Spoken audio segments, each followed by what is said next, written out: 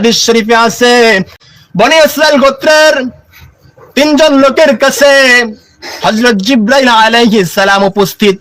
জিবরাইল আলাইহিস সালাম প্রথম আসলো একটা কুষ্ঠ রোগীর কাছে, আসিয়া বলতেছে, তোমার কি কোনো কিছু দরকার নাকি? লোকটি বলতেছে, আমি বড় অসহায়, আমার শরীরে কুষ্ঠ রোগ, কেউ আমাকে চোখে দেখতে পারে না, আমার শরীর থেকে গন্ধ আসে, মানে মানুষ আমাকে দূর বলে, আমি মানুষের সমাজে যাইতে পারি না, আমার কুষ্ঠ রোগটা ভালো হইয়া যাওয়ার দরকার। তখন ওই জিবরাইল আলাইহিস সালাম মানুষ ভেসে তার শরীরে হাত বুলাইলেন, আল্লাহর কাছে দোয়া করলেন, ফলে লোকটা সুস্থ হয়ে যায়, সম্পূর্ণ ভালো হয়ে যায়। লোকটা বড় কষ্টে আছে, দেখিয়া বলতেছেন, তোমার কি কোনো কিছু দরকার? বলে, আমার একটা গর্ভবতী উটনি দরকার। জিবরাইল আলাইহিস সালাম একটা উটনি আনিয়া ওই লোকটাকে দিলেন, কুষ্ঠরোগীর কাছে দিলেন। সে পালা শুরু করলো, অল্প দিনের মধ্যে ধনী হয়ে গেল, লক্ষ লক্ষ উটনির বাচ্চা হয়ে গেল। এবার জিবরাইল আলাইহিস সালাম চলে যায় আরেকটি লোকের কাছে, সে লোকটা টাক পরা, ওই লোকটার কাছে যাইয়া বলতেছে, তোমার কি কোনো সমস্যা আছে নাকি? লোকটি বলতেছে, আমি বড় অসহায়ত্ব অবস্থায় আছি, আমি মানুষের সামনে যাইতে পারি না, আমাকে দেখলেই বলে টক্কা, আমি মানুষের কাছে যাইতে পারি না, মানুষ আমাকে নিয়ে টিটকারি করে, আমার মাথায় যদি চুল গজাইতো আমি বড় ভালো হয়ে যাইতাম, আমি মানুষের সমাজে যাইতে পারতাম, সবার সাথে মিলতে পারতাম, মানুষ আমাকে ভালো বলতো।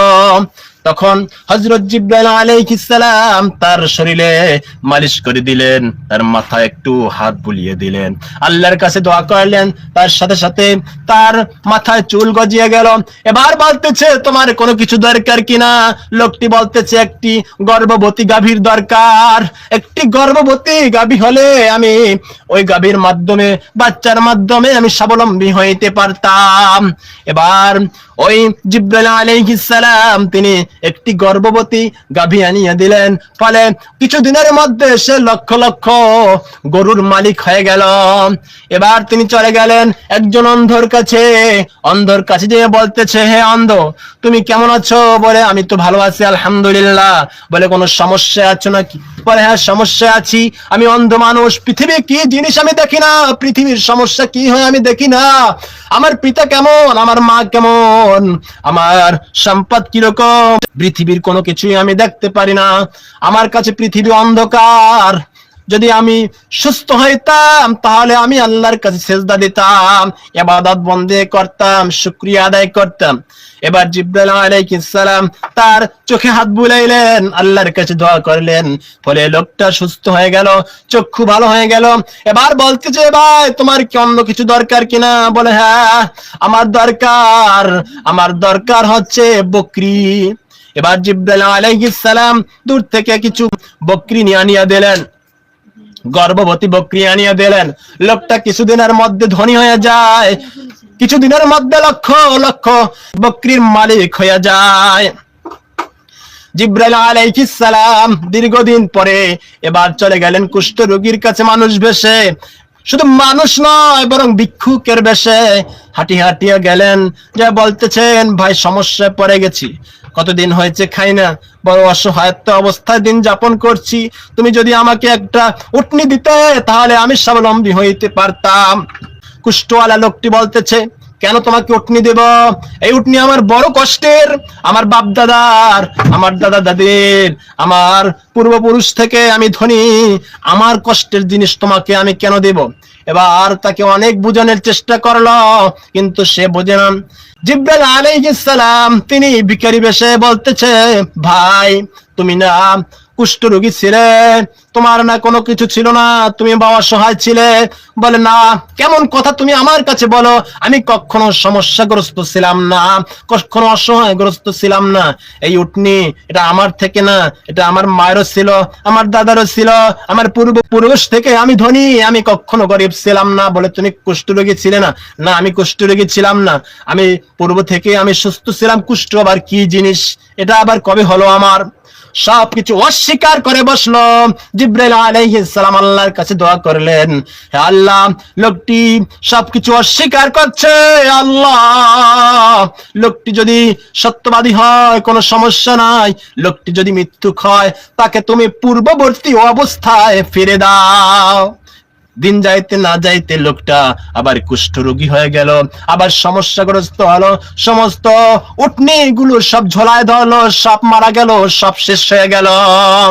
এবার চলে গেল টাকপরা লোকটির কাছে, যে বলতেছে, ভাই আমি বড় অসহায়, আমি বড় সমস্যাগ্রস্ত, আমি বড় বিপদগ্রস্ত, আজকে আমি কয়েকদিন পর্যন্ত ভালো খাবার খাইতেছি না, দয়া করে আমাকে একটি গাভী দাও যাতে করে আমি স্বাবলম্বী হইতে পারি। লোকটি বলতেছে, কেন? আমার অর্জিত জিনিস থেকে, কষ্টের জিনিস থেকে, এই কষ্টের গাভী থেকে তোমাকে কেন গাভী দিব? এই গরু ছাগল এগুলো বড় কষ্টের সম্পদ, আমার জিনিস তোমাকে দেব কেন? বলে, তুমি কি পূর্ববর্তী অবস্থায় এরকম ধনী ছিলে না গরিব ছিল? বলে, আমার বাপেও ছিল ধনী, দাদাও ছিল ধনী। গরুগুলো আজকের না, এটা আমার বাপ দাদার আমল থেকে আসছে, আমি কখনো গরিব ছিলাম না। বলে, তুমি না ট্রাক পারা ছিলা? বলে, না আমি কখনো ট্রাক পারা ছিলাম না। ট্রাক আবার কাকে বলে? আমার কখনো ছিল না। তখন আল্লাহর কাছে তিনি দোয়া করলেন, আল্লাহ লোকটি যদি মিথ্যাবাদী হয় তাকে পূর্ববর্তী অবস্থায় ফিরিয়ে দাও, লোকটি যদি সত্যবাদী হয় কোনো আপত্তি নাই, মিথ্যুক হলে তার পূর্ববর্তী অবস্থায় ফিরিয়ে দাও। এবার তিনি চলে গেলেন ওই যে অন্ধ লোকের কাছে। অন্ধ লোকটার কাছে যায় বলতেছে, ভাই বড় অসহায় আছি, আমি খাইতে লইতে বড় কষ্ট আছি, আমার সন্তান আদি বড় কষ্টতে আছে, ভাই দয়া করে আমাকে একটা বকরি দাও। লোকটি বলতেছে, বকরি একটা কেন? তোমার যে কয়টা মন চাই নিয়ে যাও, আমার পাল থেকে আমার মাওলা আমাকে অসংখ্য অগণিত বকরি দিচ্ছে, এটা আমার না, কে জানো এটা আমাকে দিয়ে গেছে। আমি পূর্ববর্তী অবস্থায় বড় অসহায় ছিলাম, বড় কষ্ট ছিলাম, আল্লাহ তাআলা আমার কষ্ট দূর করে দিয়েছেন। আমি অন্ধ ছিলাম, পৃথিবী কি জিনিস দেখতাম না, মা কি জিনিস দেখতাম না, বাবা কি জিনিস দেখতাম না, পৃথিবী কোন জিনিস কিরকম দেখতাম না। আল্লাহ তাআলা আমাকে চক্ষু দান করেছেন, সুতরাং এর সম্পদ আল্লাহ দিয়েছেন। তুমি আল্লাহর পথ থেকে আসছো, তুমি আল্লাহর বান্দা, এখান থেকে যত বকরি মন চায় তুমি নিয়ে যাইতে পারো। তখন ওই লোকটা বলতেছে, ভাই আসলে আমি তোমার কাছে বকরি নিতে আসি নাই, আমি আসছি তোমাকে পরীক্ষা করার জন্য। আসলে তুমি কি তোমার পূর্ববর্তী অবস্থা অস্বীকার করো না সঠিক আছো? পরীক্ষার জন্য আসছি।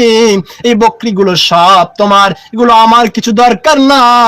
আল্লাহ তোমার বকরিতে, তোমার সম্পদে, তোমার জানে মালে বরকত দান করো।